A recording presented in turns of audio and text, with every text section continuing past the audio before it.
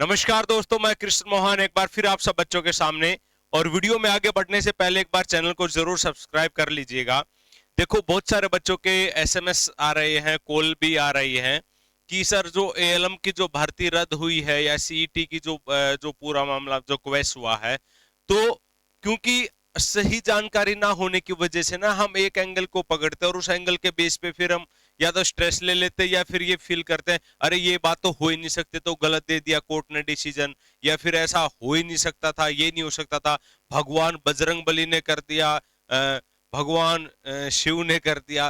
भाई देखो, जो फैक्ट है ना, सुप्रीम कोर्ट जो करती, हाई कोर्ट ने जो फैसला दिया है वो फैक्ट्स के आधार पे दिया है और उसके ऊपर बहुत सारी दलील आर्गुमेंट होने के बाद दिया। आप इस बात को समझिएगा, मतलब उन्होंने जो फैसला दिया है, मेरा मानना यह है कि वो बिल्कुल सही है, क्योंकि डबल बेंच का ये फैसला है। सिंगल बेंच में तो चीजें आपको पता ही है सारी की सारी, डबल बेंच का ये फैसला है। मींस अब अगर कोई चीज चैलेंज हो सकती है तो सुप्रीम कोर्ट में ही हो सकती है, और ऐसा रेयर ही चांस होता है कि डबल बेंच का फैसला जब सुप्रीम कोर्ट में जाए तो वो एकदम से पलटी मार जाए, बहुत कम चांसेस होते हैं। लेकिन फिर भी आप एक बात को समझिएगा, जैसे कि भी एलम के बच्चे जो हैं कि भी वो ना डरे या फिर उनको डरना चाहिए। पहली बात तो देखो, डरने से कुछ फर्क नहीं पड़ने वाला, संयम आपको रखना पड़ेगा। लेकिन असली कारण अगर आप समझ जाओगे तो जो आपका आगे आने वाला जो समय है उसको आप यूटिलाइज कर पाओगे, लोगों की बहकाव में नहीं रहोगे और सिर्फ ये नहीं सोचते रहोगे कि सामने वाले बंदे ये सब कुछ करके आपको दे देंगे और आप फ्री रहोगे, है ना। अपने आप हो जाएगा, अपने आप कुछ नहीं होगा। देखो, बच्चों को लग रहा कि भी एएलएम की भर्ती में जब हमारे 5 नंबर का कोई लेना देना ही नहीं था तो हमारी 5 नंबर की वजह से रद्द हुई है, इसलिए ये गलत फैसला है, या फिर ऐसा नहीं होना चाहिए, या फिर हम कोई भी केस करेंगे। जैसे बहुत सारे वकीलों का भी काम क्या होता है कि भी वो आपको एक लूज पॉइंट दे देंगे, अरे भाई ये तो ऐसा हो ही नहीं सकता, ये तो बहुत आराम से हो जाएगा, है ना। आप लोग 10 लाख 15 लाख 20 लाख रुपए इकट्ठा करोगे और उनको दोगे कि कीजिएगा। लेकिन आप सच्चाई को समझो कि भाई 5 नंबर वाला एएलएम की भर्ती में कोई लेना देना नहीं है भाई, ठीक है। और भी बहुत सारे केसेस थे, ये तो अर्पित वाला मामला था और उसमें सिर्फ इतना था कि वेदर 5 मार्क्स है वो कॉन्स्टिट्यूशनल है और अनकॉन्स्टिट्यूशनल है, सिर्फ मुद्दा था अर्पित वाला मामला। अब उसके बाद जो एलपीए थे उसमें तो बहुत सारे ढेरों सारे केस थे भाई। एक उसमें मैं मेनली बता रहा हूं भाई, एक ये भी था कि भी जो प्री का जो रिजल्ट आया उसमें सोशो इकोनॉमिक्स के जो मार्क्स जोड़े गए उसके आधार पर फिर आगे मेंस का पेपर ले लिया गया, और जो मार्क्स जोड़े गए उनकी कोई वेरिफिकेशन नहीं हुई, ना कोई डॉक्यूमेंट वेरिफिकेशन हुई कि किसको मिलने चाहिए और किसको नहीं मिलने चाहिए। फिर उसके बाद क्या होता है कि जो ज्वाइनिंग हुई उनमें भी अभी तक भी वेरिफिकेशन नहीं हुई है, डॉक्यूमेंट वेरिफिकेशन। तो विदाउट डॉक्यूमेंट वेरिफिकेशन के ज्वाइनिंग देना सही नहीं है, ये एक मुद्दा इस वाले मामले में था। तो ये भी चीजें आपकी डिसमिस होगी, मतलब कि भी ये भी एक पॉइंट निकलता है कि भी अगर कोई चीज वेरीफाई ही नहीं हुई है, कुछ भी नहीं हुआ है, तो कोर्ट उसके अगेंस्ट में फैसला दे सकता है।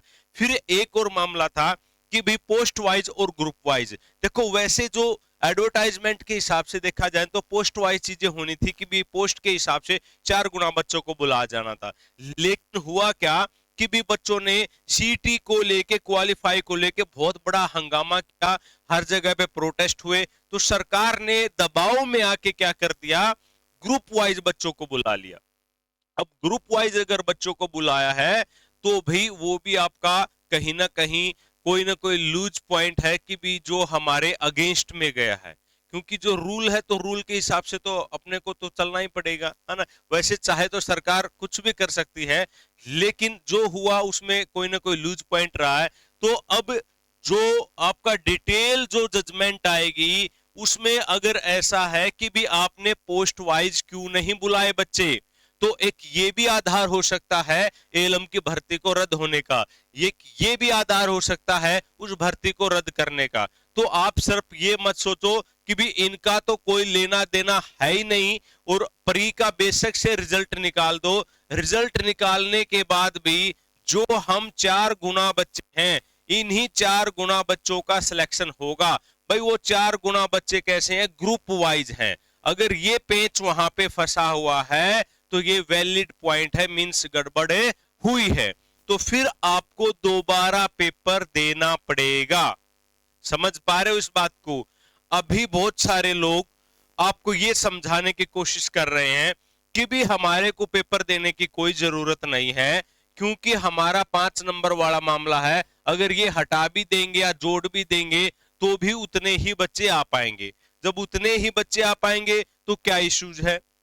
वकील्स भी आपको सलाह दे रहे होंगे, हाँ ये बात बिल्कुल सही है, लेकिन उसमें और भी मामले हैं भाई। कम से कम भी मिनिमम से मिनिमम 100 पेजेस की आपकी जजमेंट आने वाली है, कम से कम। हो सकता है ज्यादा की भी आ जाए, अप्रोप्रिएट तो मुझे नहीं पता, लेकिन अंदाजा है।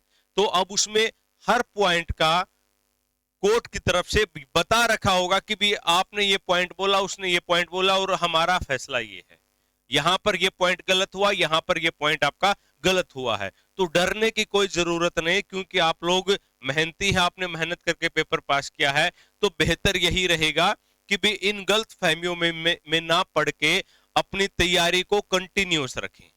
अब बात करेंगे कि भी अगर सरकार डिफेंड करना चाहती है, क्योंकि सरकार तो 5 नंबर को भी डिफेंड करना चाहती है, और सरकार चाहती है कि भी जो एएलएम की जो भी 10-12 हजार जो भर्तियां जो बच्चों की ज्वाइनिंग हो चुकी है उनको भी डिफेंड करना चाहते हैं। लेकिन अब आप यहां पर एक चीज सोचिएगा, सरकार को का मेन जो पर्पज है ना वो है वोट।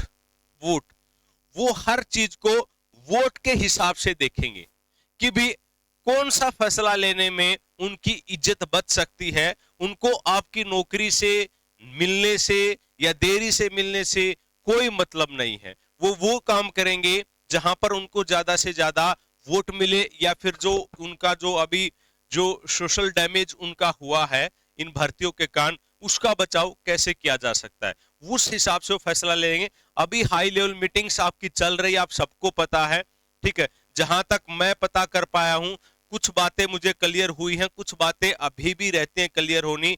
और अब आगे सरकार किस वे में वर्क करेगी या क्या करना चाहती है वो तो रब ही जाने या फिर ये लोग ही जाने की भी। लेकिन अभी क्या फैसला आएगा वो आपको मैं थोड़ी ही देर में, जैसे ही चीजें कंफर्म हो जाएंगी, नेक्स्ट वीडियो में बताऊंगा।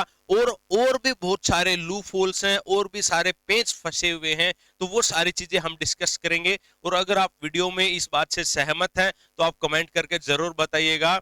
पढ़ते रहिएगा, आगे बढ़ते रहेगा, लेकिन अपनी पढ़ाई जरूर जरूर जरूर स्टार्ट कर दो। इस बहकाई में मत रहो कि भी वकील ने बोल दिया है कि भी आपको पेपर देने की जरूरत नहीं है। मैं मानता हूं कि आपको पेपर देने की जरूरत ना पड़े, लेकिन अगर पड़ गई तो इसलिए अपने पक्ष को हमेशा मजबूत रखो, और साथ के साथ में देखते रहो कि क्या चल रहा है और क्या नहीं चल रहा है। सारी चीजें सोचने समझने के बाद ही आपको फील करना चाहिए कि एक्चुअल सिचुएशंस क्या है। तो अभी के वीडियो में इतना ही है, अगली वीडियो का इंतजार जरूर कीजिएगा, क्योंकि उसमें हम सारे ऑप्शंस, क्योंकि अभी भी मैं बता सकता हूं लेकिन कुछ चीजें अभी भी अनक्लियर हैं। तो एक बार जैसे ही क्लियर होती हैं फिर नेक्स्ट वीडियो में बहुत बड़ी चीजें, बहुत सारी चीजें आपके साथ शेयर करूंगा। तो थैंक यू, बाय बाय।